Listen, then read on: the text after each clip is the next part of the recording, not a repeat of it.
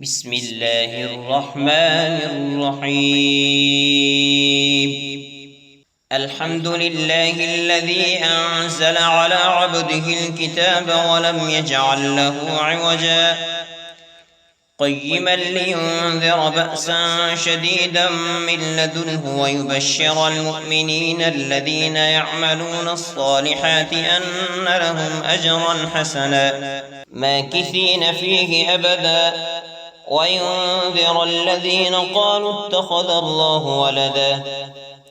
ما لهم به من علم ولا لآبائهم كبرت كلمة تخرج من أفواههم إن يقولون إلا كذبا فلعلك باطع نفسك على آثارهم إن لم يؤمنوا بهذا الحديث أسفا إنا جعلنا ما على الأرض زينة لها لنبلوهم أيهم أحسن عملا وإنا لجاعلون ما عليها صعيدا جرزا أم حسبت أن أصحاب الكهف والرقيم كانوا من آياتنا عجبا إذ أوى الفتية إلى الكهف فقالوا ربنا آتنا من لدنك رحمة وهيئ لنا من أمرنا رشدا فضربنا على آذانهم في الكهف سنين عددا ثم بعثناهم لنعلم أي الحزبين أحصى لما لبثوا أمدا نحن نقص عليك نبأهم بالحق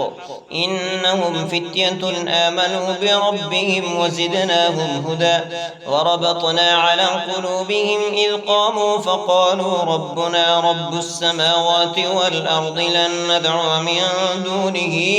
إلها لقد قلنا إذا شططا هؤلاء قوم اتخذوا من دونه آلهة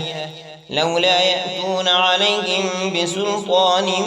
بين فمن أظلم ممن افترى على الله كذبا وإذ اعتزلتموهم وما يعبدون إلا الله فأووا إلى الكهف ينشر لكم ربكم من رحمته ويهيئ لكم من أمركم مرفقا وترى الشمس إذا طلعت تزاور عن كهفهم ذات اليمين وإذا غربت تقرضهم ذات الشمال وهم في فجوة منه ذلك من آيات الله من يهد الله فهو المهتد ومن يضلل فلن تجد له وليا مرشدا وتحسبهم أيقاظا وهم رقود ونقلبهم ذات اليمين وذات الشمال وكلبهم باسط ذراعيه بالوصيد لو اطلعت عليهم لوليت منهم فرارا ولملئت منهم رعبا وكذلك بعثناهم ليتساءلوا بينهم قال قائل منهم كم لبثتم قالوا لبثنا يوما أو بعض يوم قالوا ربكم أعلم بما لبثتم فابعثوا أحدكم بورقكم هذه إلى المدينة فلينظر أيها أزكى طعاما فليأتكم برزق منه وليتلطف ولا يشعرن بكم أحدا إنهم إن يظهروا عليكم يرجموكم أو يعيدوكم في ملتهم ولن تفلحوا إذا أبدا وكذلك أعثرنا عليهم ليعلموا أن وعد الله حق وأن الساعة لا ريب فيها إذ يتنازعون بينهم أمرهم فقالوا بنوا عليهم بنيانا ربهم أعلم بهم قال الذين غلبوا على أمرهم لنتخذن عليهم مسجدا سيقولون ثلاثة رابعهم كلبهم ويقولون خمسة سادسهم كلبهم رجما بالغيب ويقولون سبعة وثامنهم كلبهم قل ربي أعلم بعدتهم ما يعلمهم إلا قليل فلا تمار فيهم إلا مراء ظاهرا ولا تستفت فيهم منهم أحدا ولا تقولن لشيء إني فاعل ذلك غدا إلا أن يشاء الله واذكر ربك إذا نسيت وقل عسى أن يهديني ربي لأقرب من هذا رشدا ولبثوا في كهفهم 300 سنين وازدادوا 9 قل الله أعلم بما لبثوا له غيب السماوات والأرض أبصر به وأسمع ما لهم من دونه من ولي ولا يشرك في حكمه أحدا واتل ما أوحي إليك من كتاب ربك لا مبدل لكلماته ولن تجد من دونه ملتحدا واصبر نفسك مع الذين يدعون ربهم بالغداة والعشي يريدون وجهه ولا تعد عيناك عنهم تريد زينة الحياة الدنيا ولا تطع من أغفلنا قلبه عن ذكرنا واتبع هواه وكان أمره فرطا وقل الحق من ربكم فمن شاء فليؤمن ومن شاء فليكفر إنا أعتدنا للظالمين نارا أحاط بهم سرادقها وإن يستغيثوا يغاثوا بماء كالمهل يشوي الوجوه بئس الشراب وساءت مرتفقا إن الذين آمنوا وعملوا الصالحات إنا لا نضيع أجر من أحسن عملا أولئك لهم جنات عدن تجري من تحتهم الأنهار يحلون فيها من أساور من ذهب ويلبسون ثيابا خضرا من سندس واستبرق متكئين فيها على الأرائك نعم الثواب وحسنت مرتفقا واضرب لهم مثلا الرجلين جعلنا لأحدهما جنتين من أعناب وحففناهما بنخل وجعلنا بينهما زرعا كلتا الجنتين آتت أكلها ولم تظلم منه شيئا وفجرنا خلالهما نهرا وكان له ثمر فقال لصاحبه وهو يحاوره أنا أكثر منك مالا وأعز نفرا ودخل جنته وهو ظالم لنفسه قال ما أظن أن تبيد هذه أبدا وما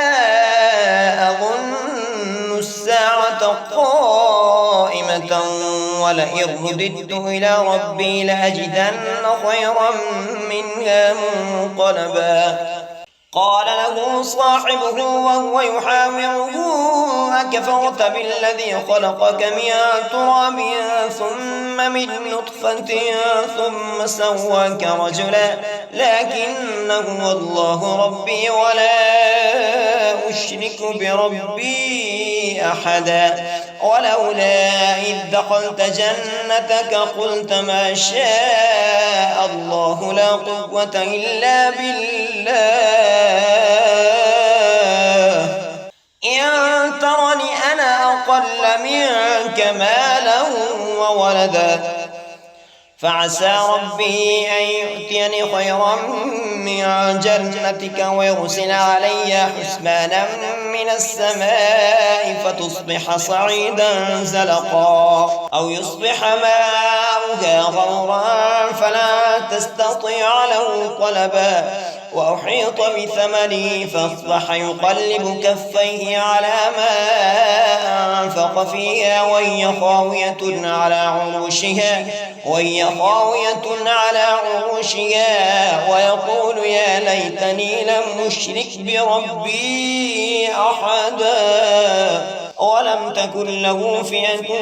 ينصرونه من دون الله وما كان منتصرا هنالك الولاية لله الحق هو خير ثوابا وخير عقبا واضرب لهم مثل الحياة الدنيا كماء أنزلناه من السماء فاختلط به نبات الأرض فأصبح هشيما تذروه الرياح وكان الله على كل شيء مقتدرا المال والبنون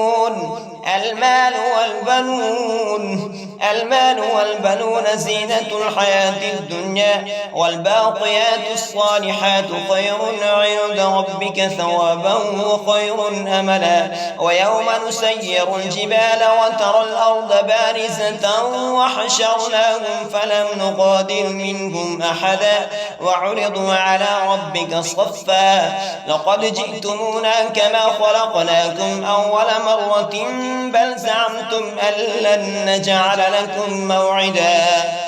ووضع الكتاب فترى المجرمين مشفقين مما فيه ويقولون يا ويلتنا ما لهذا الكتاب لا يغادر صغيرة ولا كبيرة إلا أحصاها ووجدوا ما عملوا حاضرا ولا يظلم ربك أحدا وإذ قلنا للملائكة اسجدوا لآدم فسجدوا إلا إبليس كان من الجن ففسق عن أمر ربه أفتتخذونه وذريته أولياء من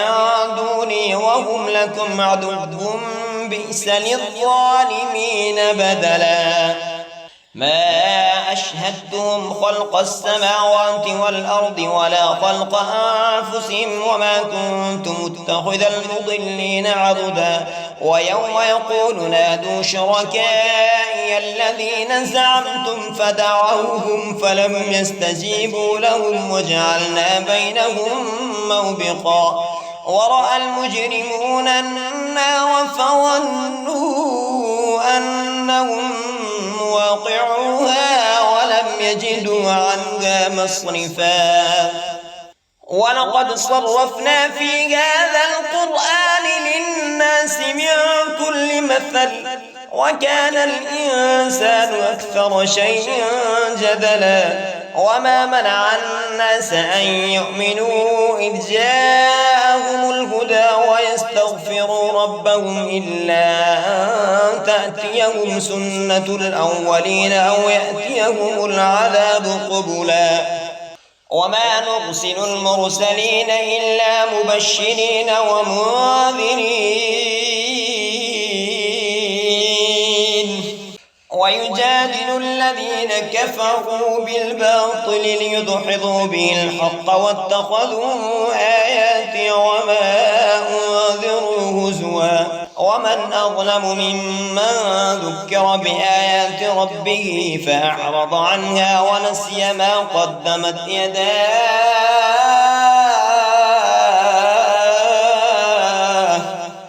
إنا جعلنا على قلوبهم أكنة أن يفقهوه وفي آذانهم وقرا وإن تدعوهم إلى الهدى فلن يهتدوا إذا أبدا وربك الغفور ذو الرحمة لو يؤاخذهم بما كسبوا لعجل لهم العذاب بل لهم موعد لن يجدوا من دونه موئلا وتلك القرى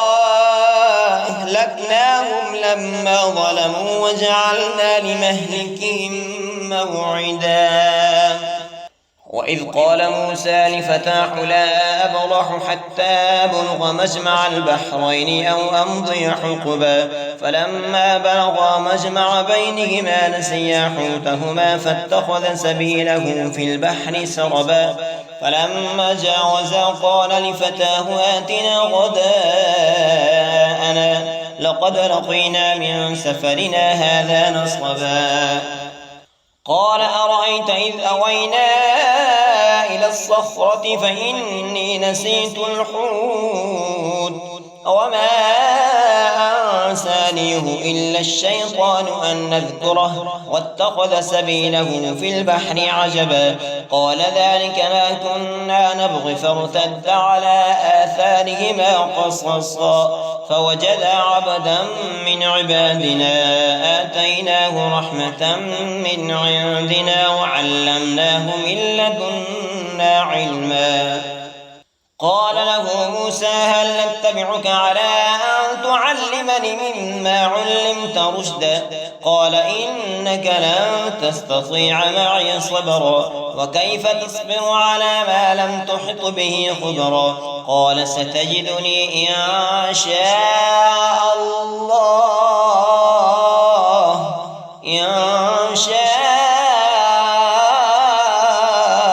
الله صابرا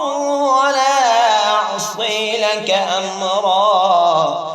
قال فإن اتبعتني فلا تسألني عن شيء حتى أحدث لك منه ذكرا فانطلقا حتى إذا ركبا في السفينة خرقها قال أخرقتها لتغرق أهلها لقد جئت شيئا إمرا قال ألم أقل إنك لن تستطيع معي صبرا قال لا تؤاخذني بما نسيت ولا ترهقني من أمري عسرا فانطلقا حتى إذا لقيا غلاما فقتله قال أقتلت نفسا زكية بغير نفس لقد جئت شيئا نكرا قال ألم أقل إنك لن تستطيع معي صبرا قال إن سألتك عن شيء بعدها فلا تصاحبني قد بلغت من لدني عذرا فانطلقا حتى إذا أتيا أهل قرية استطعما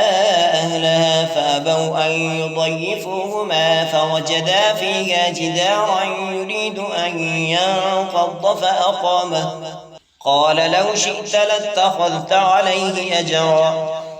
قال هذا فراق بيني وبينك سأنبئك بتأويل ما لم تستطع عليه صبرا أما السفينة فكانت لمساكين يعملون في البحر فأردت أن أعيبها وكان وراءهم ملك يأخذ كل سفينة غصبا وأما الغلام فكان أبواه مؤمنين فخشينا أن يرهقهما طغيانا وكفرا فأردنا أن يبدلهما ربهما خيرا منه زكاة وأقرب رحما وأما الجدار فكان لغلامين يتيمين في المدينة وكان تحته كنز لهما وكان أبوهما صالحا فأراد ربك أن يبلغا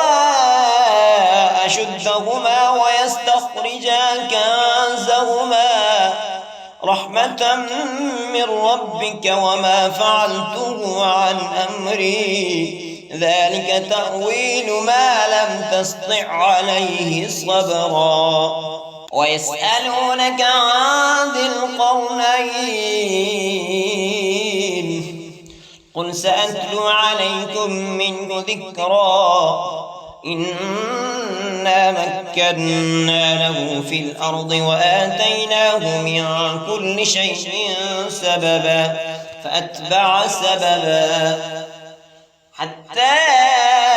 إذا بلغ مغرب مغرب الشمس وجدها تغرب في عين حمية ووجد عندها قوما قلنا يا ذا القرنين إما أن تعذب وإما أن تتخذ فيهم حسنا قال أما من ظلم فسوف نعذبه ثم يرد إلى ربه فيعذبه عذابا نكرا وأما من آمن وعمل صالحا فله جزاء الحسنى وسنقول له من أمرنا يسرا ثم أتبع سببا حتى إذا بلغ مطلع الشمس وجدها تطلع على قوم لم نجعل لهم من دونها سترا كذلك وقد أحطنا بما لديه خبرا ثم أتبع سببا حتى إذا بلغ بين السدين وجد من دونهما قوما لا يكادون يفقهون قولا قالوا يا ذا القرنين إن يأجوج ومأجوج مفسدون في الأرض فهل نجعل لك خرجا على أن تجعل بيننا وبينهم سدا قال ما مكنني فيه ربي خير فأعينوني بقوة أجعل بينكم وبينهم ردما آتوني زبر الحديد حتى إذا ساوى بين الصدفين قال انفخوا حتى إذا جعله نارا قال آتوني أفرغ عليه قطرا فما استطاعوا أن يظهروه وما استطاعوا له نقبا قال هذا رحمة من ربي فإذا جاء وعد ربي جعله دكا وكان وعد ربي حقا وتركنا بعضهم يومئذ يموج في بعض ونفخ في الصور فجمعناهم جمعا وعرضنا جهنم يومئذ للكافرين عرضا الذين كانت أعينهم في غطاء عن ذكري وكانوا لا يستطيعون سمعا أفحسب الذين كفروا أن يتخذوا عبادي من دوني أولياء إنا أعتدنا جهنم للكافرين نزلا قل هل ننبئكم بالأخسرين أعمالا الذين ضل سعيهم في الحياة الدنيا وهم يحسبون أنهم يحسنون صنعا أولئك الذين كفروا بآيات ربهم ولقائه فحبطت أعمالهم فلا نقيم لهم يوم القيامة وزنا ذلك جزاؤهم جهنم بما كفروا واتخذوا آياتي ورسلي هزوا إن الذين آمنوا وعملوا الصالحات كانت لهم جنات الفردوس نزلا خالدين فيها لا يبغون عنها حولا قل لو كان البحر مدادا لكلمات ربي لنفد البحر قبل أن تنفذ كلمات ربي ولو جئنا بمثله مددا قل إنما أنا بشر مثلكم يوحى إلي أنما إلهكم إله واحد فمن كان يرجو لقاء ربه فليعمل عملا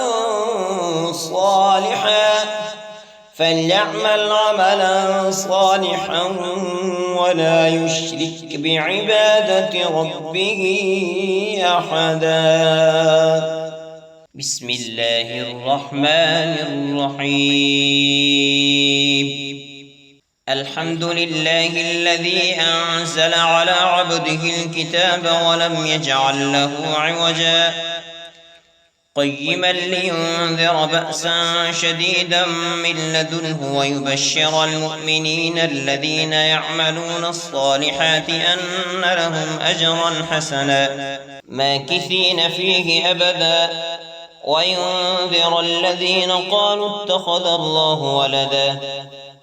ما لهم به من علم ولا لآبائهم كبرت كلمة تخرج من أفواههم إن يقولون إلا كذبا فلعلك باطع نفسك على آثارهم إن لم يؤمنوا بهذا الحديث أسفا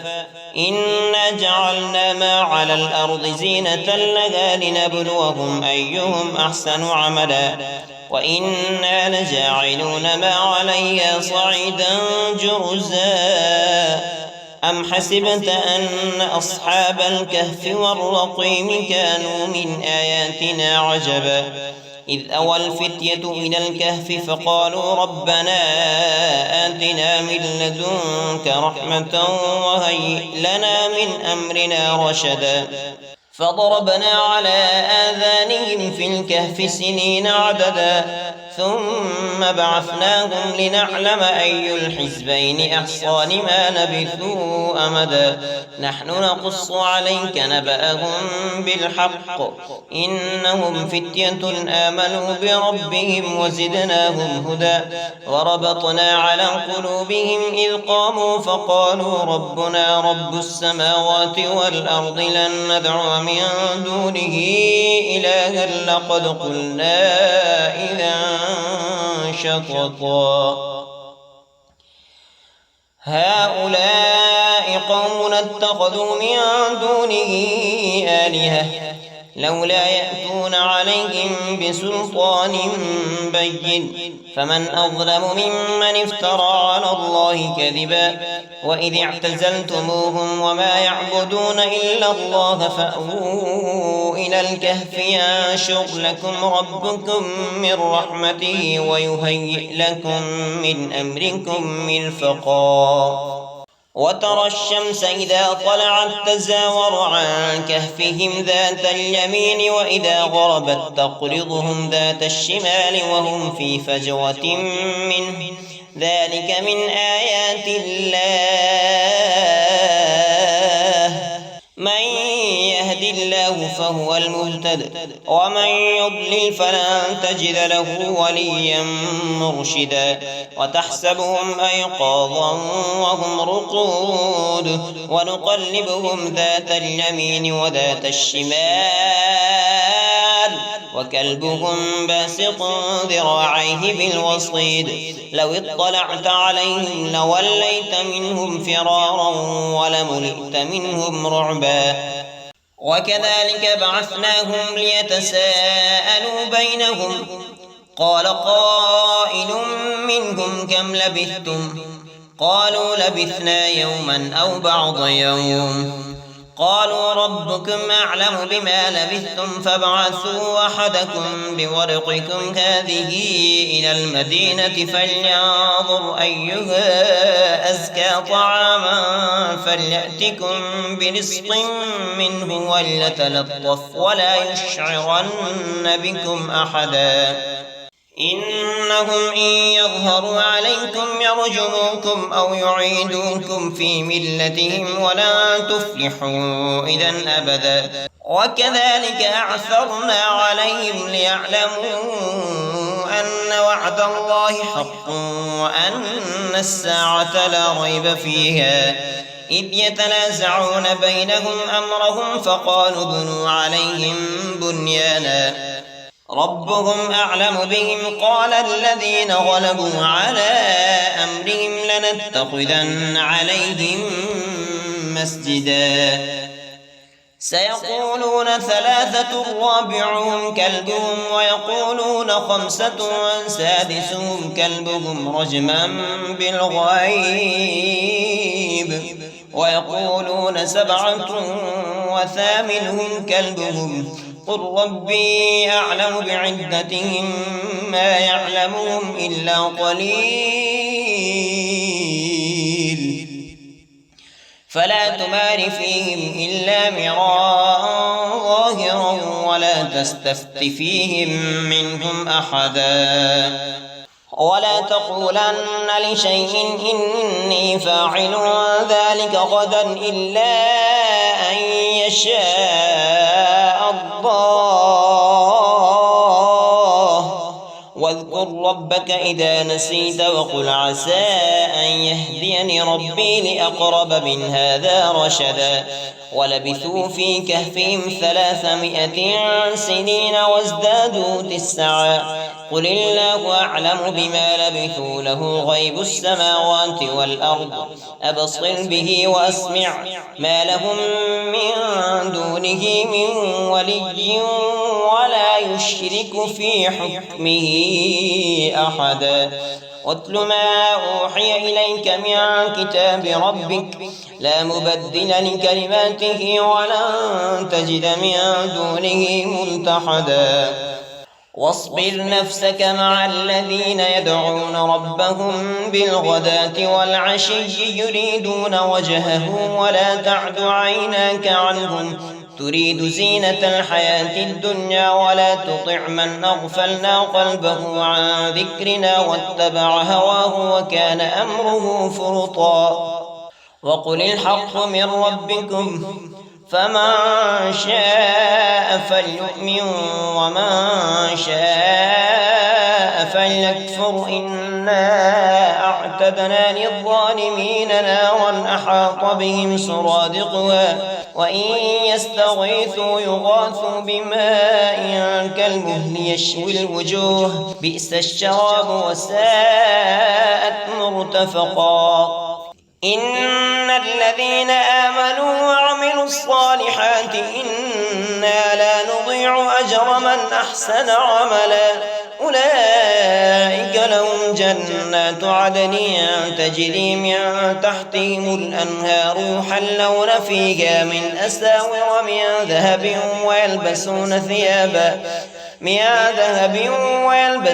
ثيابا خضرا من سندس واستبرق متكئين فيها على الأرائك نعم الثواب وحسنت مرتفقا واضرب لهم مثلا الرجلين جعلنا لأحدهما جنتين من أعناب وحففناهما بنخل وجعلنا بينهما زرعا كلتا الجنتين آتت أكلها ولم تظلم منه شيئا وفجرنا خلالهما نهرا وكان له ثمر فقال لصاحبه وهو يحاوره أنا أكثر منك مالا وأعز نفرا ودخل جنته وهو ظالم لنفسه قال ما أظن أن تبيد هذه أبدا وما أظن الساعة قائمة ولئن رددت إلى ربي لأجدن خيرا منها منقلبا قال له صاحبه وهو يحاوره أكفرت بالذي خلقك من تراب ثم من نطفة ثم سواك رجلا لكن هو الله ربي ولا أشرك بربي أحدا ولولا إذ دخلت جنتك قلت ما شاء الله لا قوة إلا بالله إن ترني أنا أقل منك مالا وولدا فعسى ربي أن يؤتيني خيرا من جنتك ويرسل علي حسبانا من السماء فتصبح صعيدا زلقا أو يصبح ماؤها غورا فلا تستطيع له طلبا وأحيط بثمره فأصبح يقلب كفيه على ما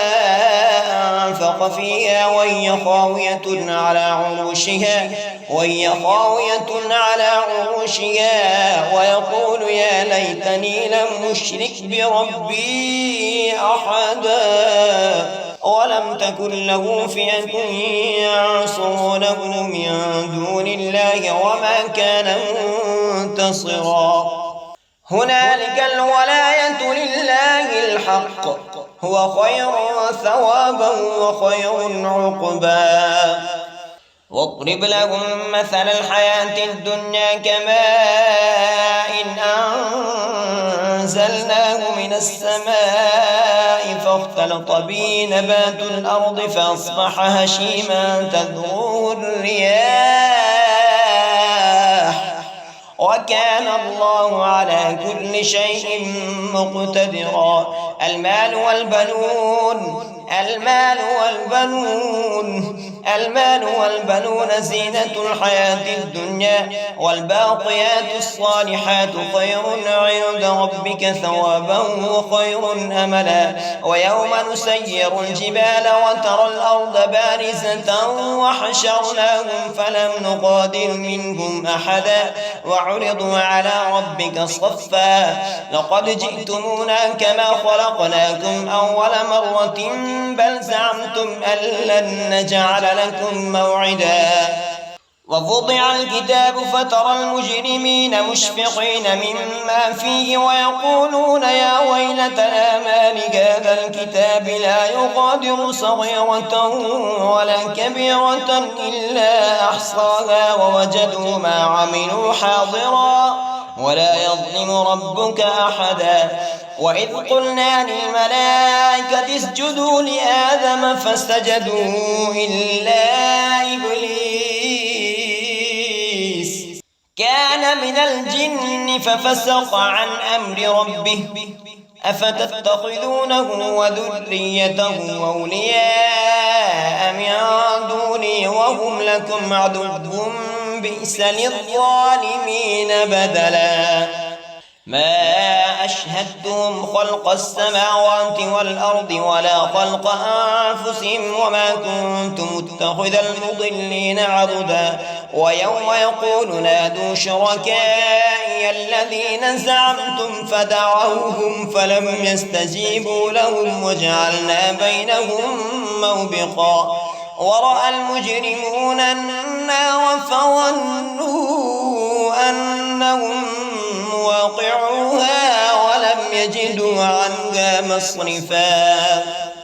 ولقد صرفنا في هذا القرآن للناس من كل مثل وكان الإنسان أكثر شيء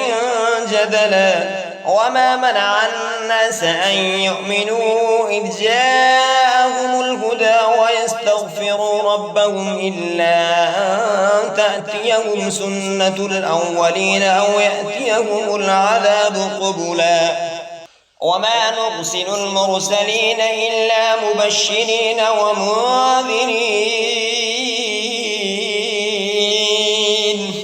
ويجادل الذين كفروا بالباطل ليدحضوا به الحق واتخذوا آياتي وما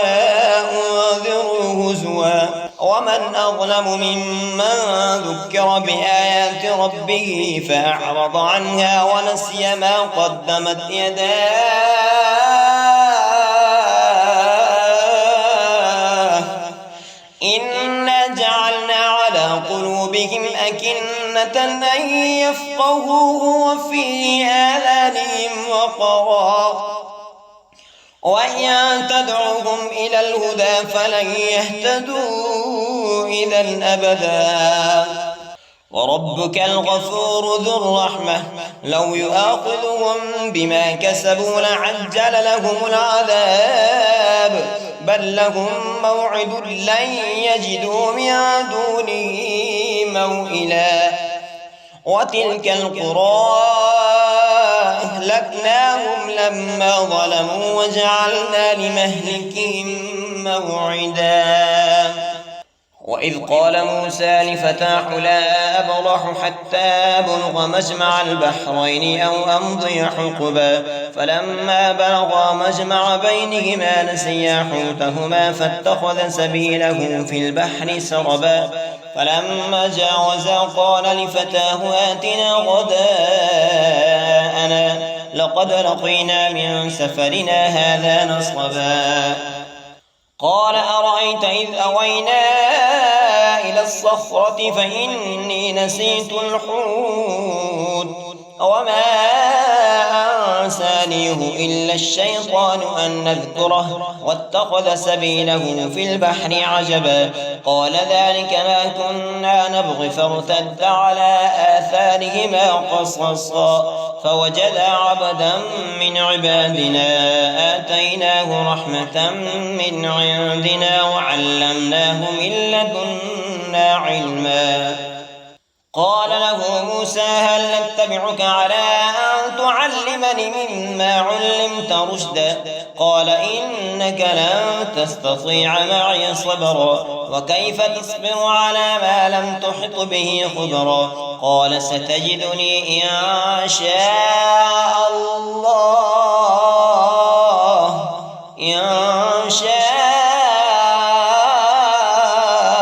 الله صابرا أمرا قال فإن اتبعتني فلا تسألني عن شيء حتى أحدث لك منه ذكرا فانطلقا حتى إذا ركبا في السفينة أخرقها قال أخرقتها لتغرق أهلها لقد جئت شيئا إمرا قال ألم أقل إنك لن تستطيع معي صبرا قال لا تؤاخذني بما نسيت ولا ترهقني من أمري عسرا فانطلقا حتى إذا لقيا غلاما فقتله قال أقتلت نفسا زكية بغير نفس لقد جئت شيئا نكرا قال ألم أقل إنك لن تستطيع معي صبرا قال إن سألتك عن شيء بعدها فلا تصاحبني قد بلغت من لدني عذرا فانطلقا حتى إذا أتيا أهل قرية استطعما أهلها فأبوا أن يضيفوهما فوجدا فيها جدارا يريد أن ينقض فأقامه قال لو شئت لاتخذت عليه أجرا قال هذا فراق بيني وبينك سأنبئك بتأويل ما لم تستطع عليه صبرا أما السفينة فكانت لمساكين يعملون في البحر فأردت أن أعيبها وكان وراءهم ملك يأخذ كل سفينة غصبا وأما الغلام فكان أبواه مؤمنين فخشينا أن يرهقهما طغيانا وكفرا فأردنا أن يبدلهما ربهما خيرا منه زكاة وأقرب رحما وأما الجدار فكان لغلامين يتيمين في المدينة وكان تحته كنز لهما وكان أبوهما صالحا فأراد ربك أن يبلغا أشدهما ويستخرجا كنزهما رحمة من ربك وما فعلته عن أمري ذلك تأويل ما لم تسطع عليه صبرا ويسألونك عن ذي القرنين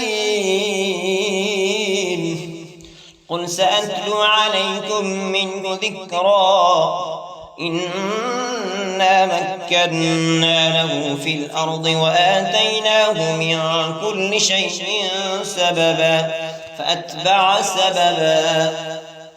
حتى إذا بلغ مغرب الشمس وجدها تغرب في عين حمية ووجد عندها قوما قلنا يا ذا القرنين إما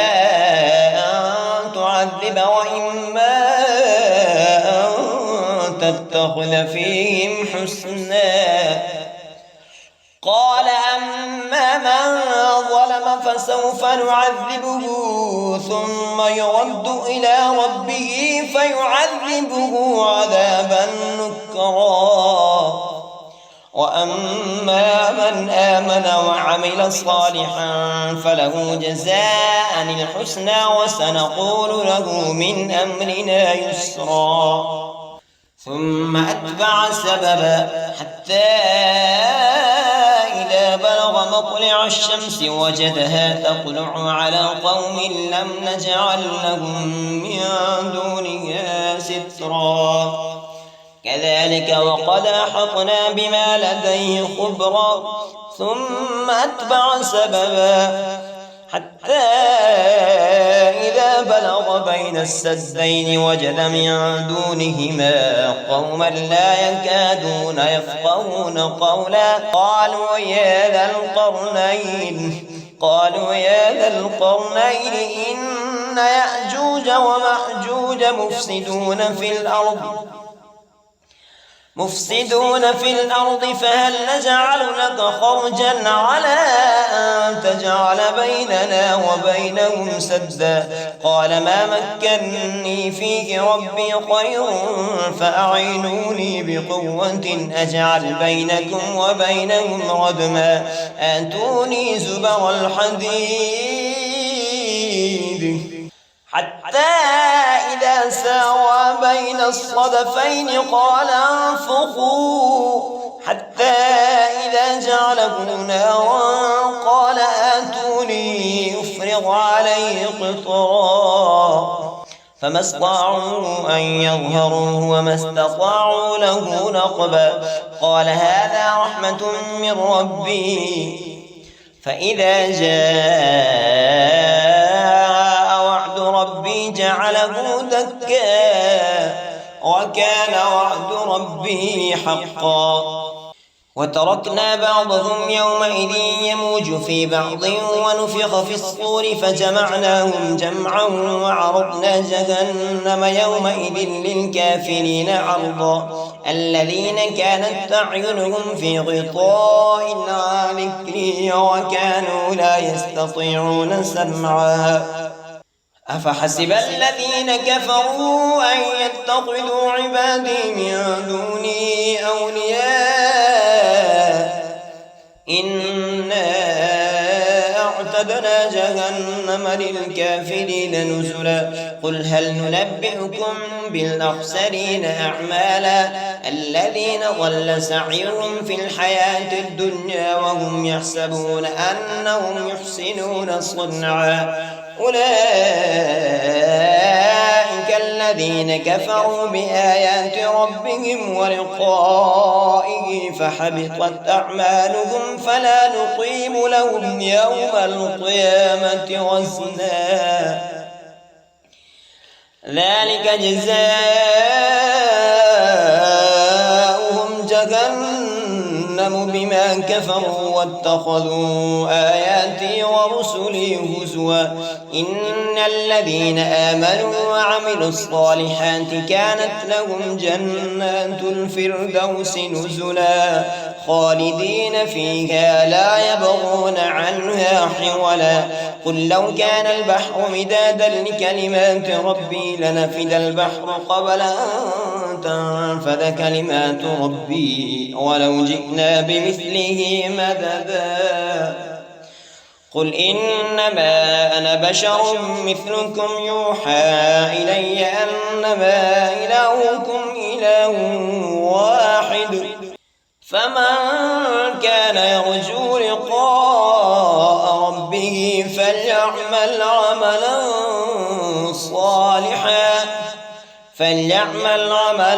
صالحا ولا يشرك بعبادة ربه أحدا. صدق الله العظيم وصدق رسوله النبي الكريم الأمين.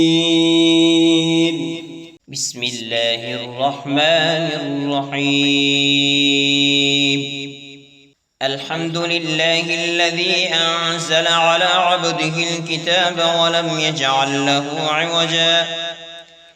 قيما لينذر بأسا شديدا من لدنه ويبشر المؤمنين الذين يعملون الصالحات أن لهم أجرا حسنا ماكثين فيه أبدا وينذر الذين قالوا اتخذ الله ولدا ما لهم به من علم ولا لآبائهم كبرت كلمة تخرج من أفواههم إن يقولون إلا كذبا فلعلك باطع نفسك على آثارهم إن لم يؤمنوا بهذا الحديث أسفا إنا جعلنا ما على الأرض زينة لها لنبلوهم أيهم أحسن عملا وإنا لجاعلون ما عليها صعيدا جرزا أم حسبت أن أصحاب الكهف والرقيم كانوا من آياتنا عجبا إذ أوى الفتية إلى الكهف فقالوا ربنا آتنا من لدنك رحمة وهيئ لنا من أمرنا رشدا فضربنا على آذانهم في الكهف سنين عددا ثم بعثناهم لنعلم أي الحزبين أحصى لما لبثوا أمدا نحن نقص عليك نبأهم بالحق إنهم فتية آمنوا بربهم وزدناهم هدى وربطنا على قلوبهم إذ قاموا فقالوا ربنا رب السماوات والأرض لن ندعو من دونه إلها لقد قلنا إذا شططا هؤلاء قوم اتخذوا من دونه آلهة لولا يأتون عليهم بسلطان بين فمن أظلم ممن افترى على الله كذبا وإذ اعتزلتموهم وما يعبدون إلا الله فأووا إلى الكهف ينشر لكم ربكم من رحمته ويهيئ لكم من أمركم مرفقا وترى الشمس إذا طلعت تزاور عن كهفهم ذات اليمين وإذا غربت تقرضهم ذات الشمال وهم في فجوة منه ذلك من آيات الله من يهد الله فهو المهتد ومن يضلل فلن تجد له وليا مرشدا وتحسبهم أيقاظا وهم رقود ونقلبهم ذات اليمين وذات الشمال وكلبهم باسط ذراعيه بالوصيد لو اطلعت عليهم لوليت منهم فرارا ولملئت منهم رعبا وكذلك بعثناهم ليتساءلوا بينهم قال قائل منهم كم لبثتم قالوا لبثنا يوما أو بعض يوم قالوا ربكم أعلم بما لبثتم فابعثوا أحدكم بورقكم هذه إلى المدينة فلينظر أيها أزكى طعاما فليأتكم برزق منه وليتلطف ولا يشعرن بكم أحدا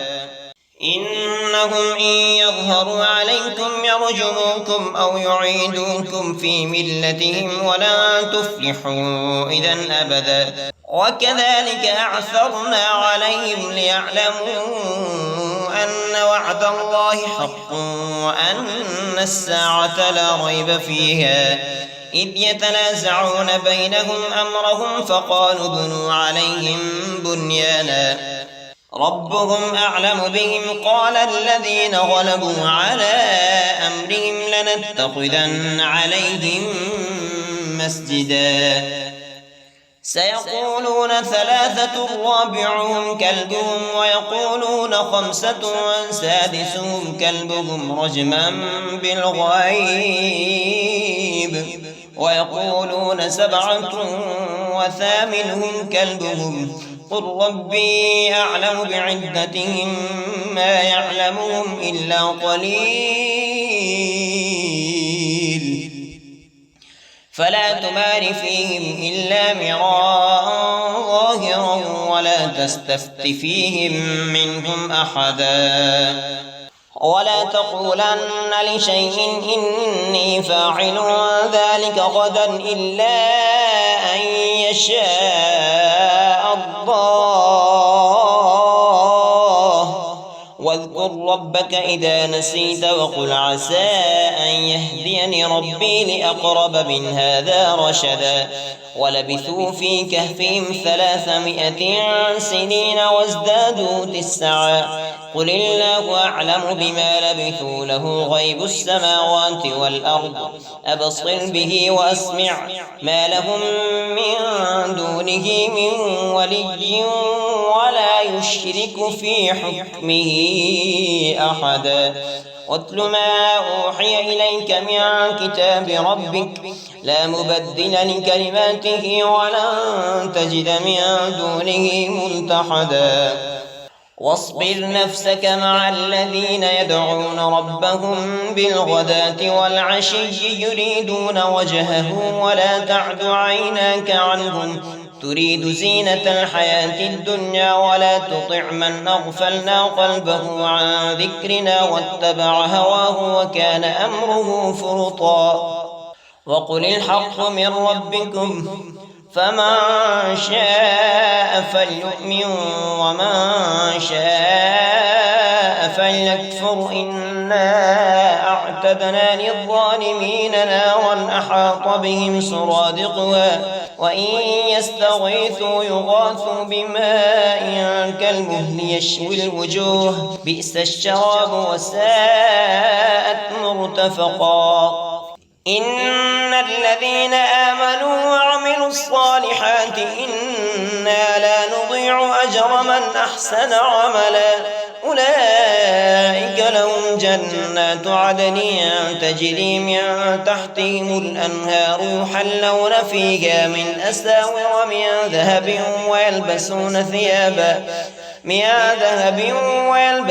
ثيابا خضرا من سندس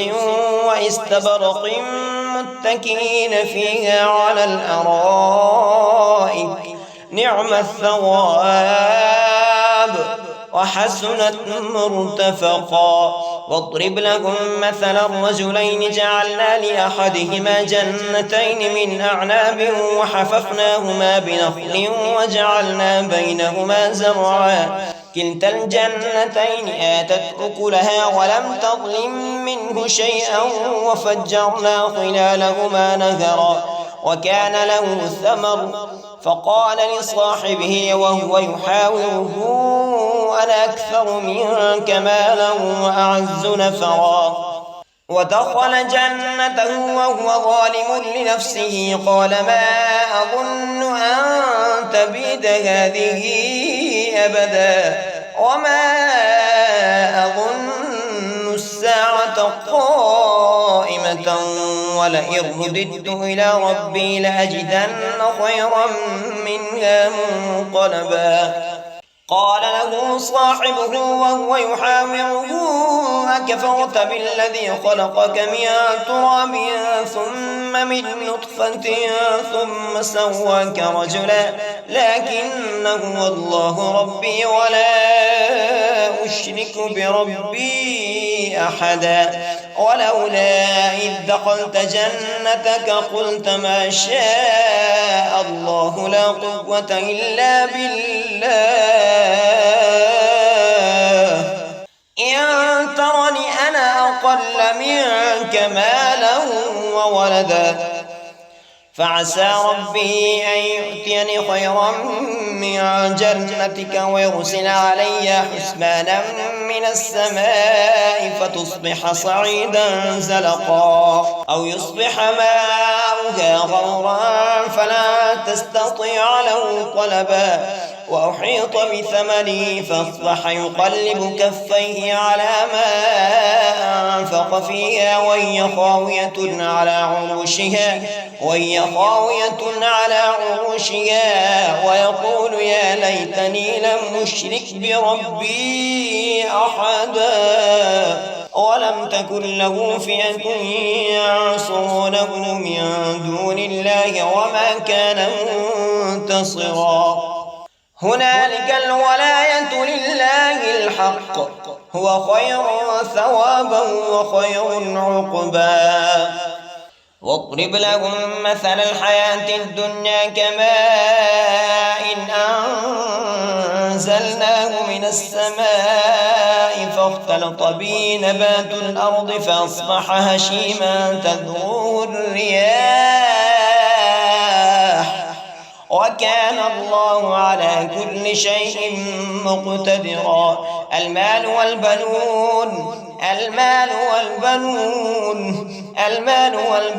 زينة الحياة الدنيا والباقيات الصالحات خير عند ربك ثوابا وخير أملا ويوم نسير الجبال وترى الأرض بارزة وحشرناهم فلم نغادر منهم أحدا وعرضوا على ربك صفا لقد جئتمونا كما خلقناكم أول مرة بل زعمتم أن لن نجعل لكم موعدا ووضع الكتاب فترى المجرمين مشفقين مما فيه ويقولون يا ويلتنا ما لهذا الكتاب لا يغادر صغيرة ولا كبيرة إلا أحصاها ووجدوا ما عملوا حاضرا ولا يظلم ربك أحدا وإذ قلنا للملائكة اسجدوا لآدم فسجدوا إلا إبليس كان من الجن ففسق عن أمر ربه أفتتخذونه وذريته أولياء من دوني وهم لكم عدو بئس للظالمين بدلا ما أشهدتهم خلق السماوات والأرض ولا خلق أنفسهم وما كنت متخذ المضلين عضدا ويوم يقول نادوا شركائي الذين زعمتم فدعوهم فلم يستجيبوا لهم وجعلنا بينهم موبقا ورأى المجرمون النار فظنوا أنهم مواقعوها ولم يجدوا عنها مصرفا ولقد صرفنا في هذا القرآن للناس من كل مثل وكان الإنسان أكثر شيء جدلا وما منع الناس أن يؤمنوا إذ جاءهم الهدى ويستغفروا ربهم إلا أن تأتيهم سنة الأولين أو يأتيهم العذاب قبلا وما نرسل المرسلين إلا مبشرين ومنذرين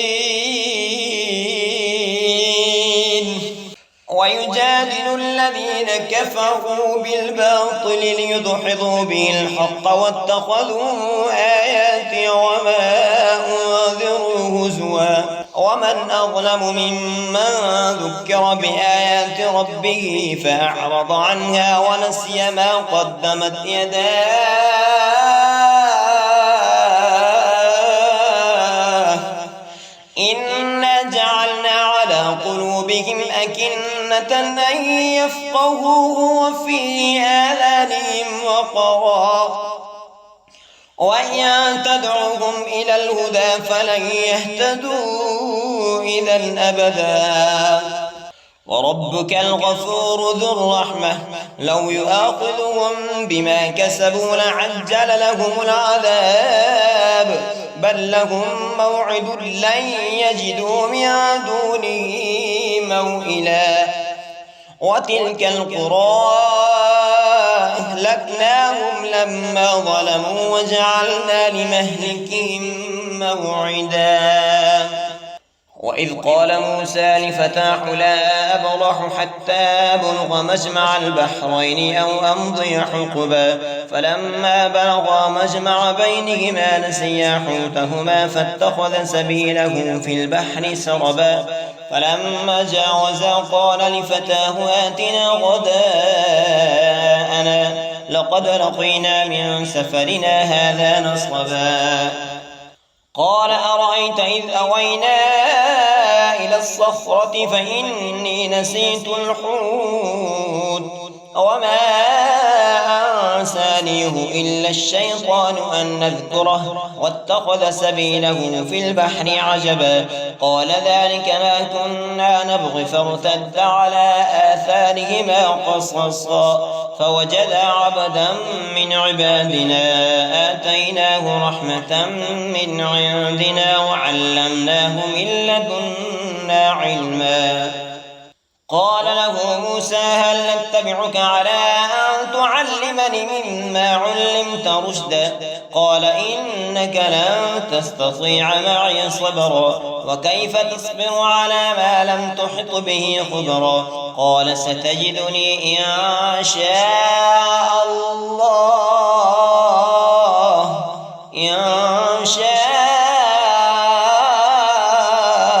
الله صابرا أمرا قال فإن اتبعتني فلا تسألني عن شيء حتى أحدث لك منه ذكرا فانطلقا حتى إذا ركبا في السفينة خرقها قال أخرقتها لتغرق أهلها لقد جئت شيئا إمرا قال ألم أقل إنك لن تستطيع معي صبرا قال لا تؤاخذني بما نسيت ولا ترهقني من أمري عسرا فانطلقا حتى إذا لقيا غلاما فقتله قال أقتلت نفسا زكية بغير نفس لقد جئت شيئا نكرا قال ألم أقل إنك لن تستطيع معي صبرا قال إن سألتك عن شيء بعدها فلا تصاحبني قد بلغت من لدني عذرا فانطلقا حتى إذا أتيا أهل قرية استطعما أهلها فأبوا أن يضيفوهما فوجدا فيها جدارا يريد أن ينقض فأقامه قال لو شئت لاتخذت عليه أجرا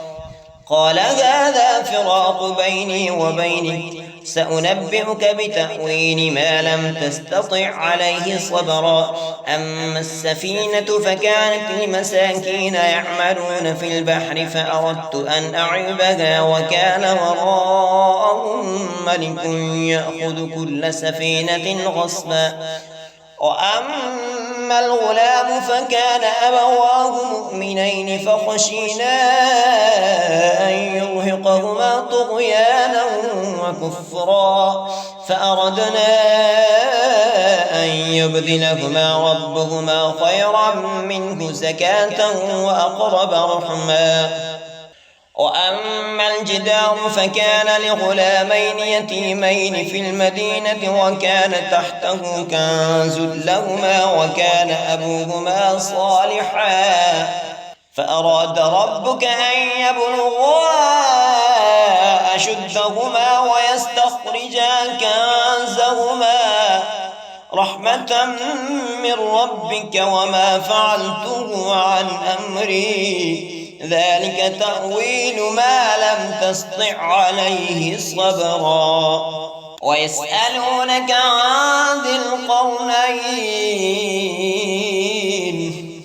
قل سأتلو عليكم منه ذكرا إنا مكنا له في الأرض وآتيناه من كل شيء سببا فأتبع سببا حتى إذا بلغ مغرب الشمس وجدها تغرب في عين حمية ووجد عندها قوما قلنا يا ذا القرنين إما أن تعذب وإما أن تتخذ فيهم حسنا فسوف نعذبه ثم يرد إلى ربه فيعذبه عذابا نكرا وأما من آمن وعمل صالحا فله جزاء الحسنى وسنقول له من أمرنا يسرا ثم أتبع سببا حتى إذا بلغ مطلع الشمس وجدها تطلع على قوم لم نجعل لهم من دونها سترا كذلك وقد أحطنا بما لديه خبرا ثم أتبع سببا حتى إذا بلغ بين السدين وجد من دونهما قوما لا يكادون يفقهون قولا قالوا يا ذا القرنين إن يأجوج ومأجوج مفسدون في الأرض فهل نجعل لك خرجا على أن تجعل بيننا وبينهم سدا قال ما مكنني فيه ربي خير فأعينوني بقوة أجعل بينكم وبينهم ردما آتوني زبر الحديد حتى إذا ساوى بين الصدفين قال انفخوا حتى إذا جعله نارا قال آتوني أفرغ عليه قطرا فما استطاعوا أن يظهروه وما استطاعوا له نقبا قال هذا رحمة من ربي فإذا جاء وعد ربي جعله دكا وكان وعد ربي حقا وتركنا بعضهم يومئذ يموج في بعض ونفخ في الصور فجمعناهم جمعا وعرضنا جهنم يومئذ للكافرين عرضا الذين كانت أعينهم في غطاء عن ذكري وكانوا لا يستطيعون سمعا أفحسب الذين كفروا أن يتخذوا عبادي من دوني أولياء إنا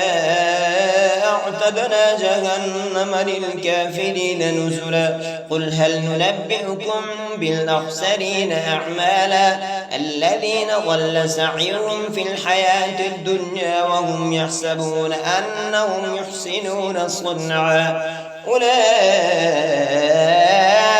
الذين كفروا بآيات ربهم ولقائه فحبطت أعمالهم فلا نقيم لهم يوم القيامة وزنا ذلك جزاؤهم جهنم بما كفروا واتخذوا آياتي ورسلي هزوا إن الذين آمنوا وعملوا الصالحات كانت لهم جنات الفردوس نزلا خالدين فيها لا يبغون عنها حولا قل لو كان البحر مدادا لكلمات ربي لنفد البحر قبل أن تنفذ كلمات ربي ولو جئنا بمثله مددا قل إنما أنا بشر مثلكم يوحى إلي أنما إلهكم إله واحد فمن كان يرجو لقاء ربه فليعمل